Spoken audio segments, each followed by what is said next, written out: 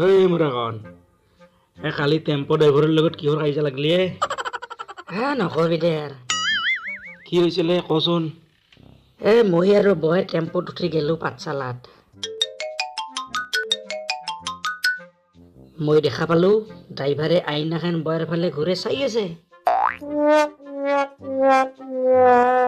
মোৰ উঠি গেল নহয় খং